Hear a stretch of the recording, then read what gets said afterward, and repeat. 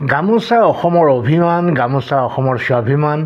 এই গামোচাক অপমান কৰা ভাৰতৰ গৃহমন্ত্ৰী অমিত শ্বাহে শীঘ্ৰে পদত্যাগ কৰা উচিত, এই দাবী জনাইছে কংগ্ৰেছে।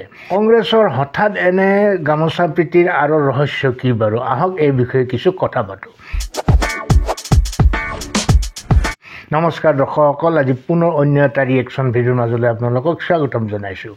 হয়, হঠাতে কংগ্ৰেছ দল গামোচাৰ প্ৰতি আকৃষ্ট হৈ পৰিছে, গামোচাৰ প্ৰেমত পৰিছে।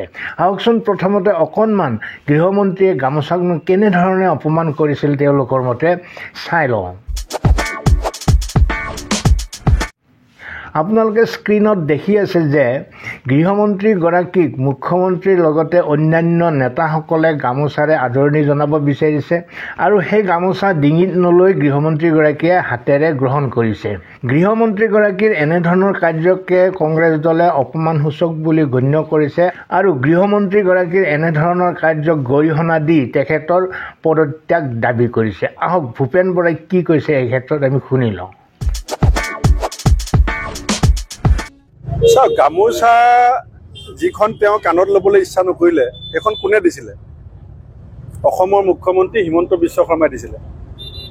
মুখ্যমন্ত্ৰীজনে দিয়া গামোচাখন যদি তেওঁ কাণত ল'বলৈ বেয়া পায়, জাতিটোৰ প্ৰতি তেওঁৰ দায়বদ্ধ কিমান?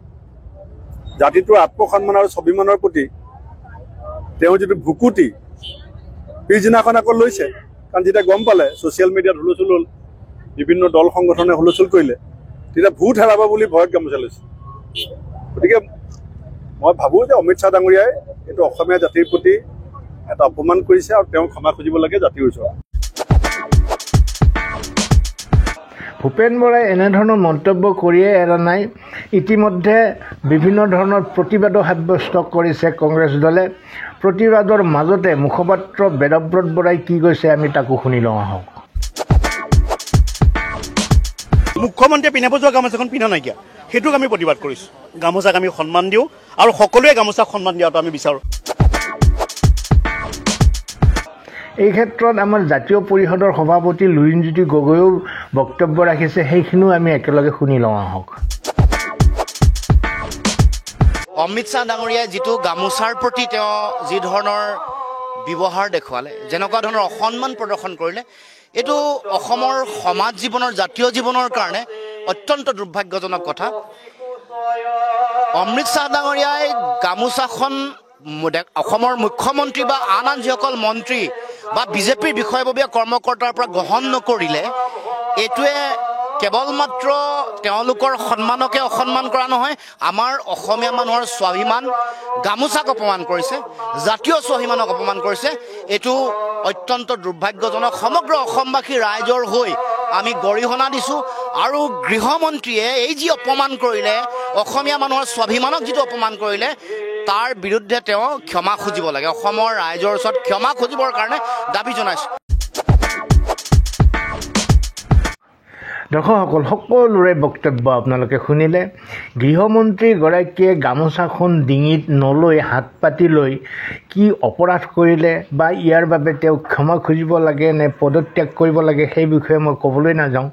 কিন্তু বৰ্তমান সময়ত শাসক পক্ষক ধৰাশায়ী কৰিবলৈ যে কংগ্ৰেছ দলৰ কোনো ধৰণৰ সবল ইচ্ছু নাই, সেই কথা কিন্তু তিলটোকে তালটো কৰিব বিচৰা কংগ্ৰেছৰ এনেধৰণৰ কাৰুকাৰ্যবোৰে স্পষ্ট কৰি তুলিছে।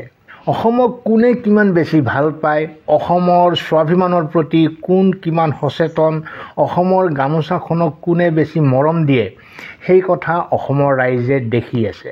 যিটো সময়ত দেশৰ প্ৰধানমন্ত্ৰীগৰাকীয়ে যলৈ যায় তলৈকে ডিঙিত অসমৰ স্বাভিমান গামোচাখন লৈ যায়, যিটো দলৰ শাসনকালত অসমৰ বীৰ লাচিতে বিশ্ব পৰ্যায়ৰ মৰ্যাদা পাবলৈ সক্ষম হৈছে, সুউচ্চ মূৰ্তি নিৰ্মাণেই নহয় 22টা ভাষা লাচিত বৰফুকনৰ জীৱনী প্ৰকাশ হৈছে, পাঠ্যক্ৰমত লাচিত বৰফুকনৰ কাহিনী অন্তৰ্ভুক্ত হৈছে, যিটো সময়ত অসমৰ স্বাভিমান বিহু বিহুক বিশ্ব দৰবাৰলৈ নিয়াৰ কাৰণে প্ৰচেষ্টা চলিছে, বৃহৎ প্ৰচেষ্টা চলিছে।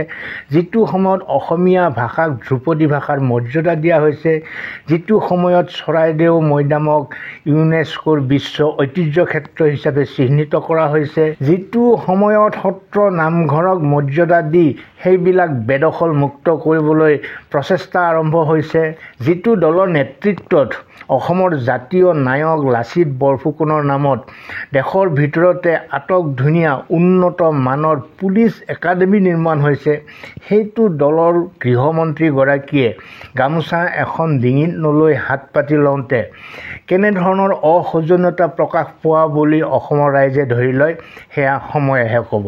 বাকী আপোনালোকৰ অভিমত কমেণ্ট বক্সলৈ গৈ ব্যক্ত কৰক। এই ক্ষেত্ৰত আপোনালোকৰ দৃষ্টিভংগী কি, অভিমত কি, স্পষ্টভাৱে লিখক। আজিলৈ এৰিছোঁ, ভালে থাকক, কুশলে থাকক। অন্য এটা ৰিয়েকশ্যন ভিডিঅ'ৰ সৈতে আকৌ আহিম। ধন্যবাদ।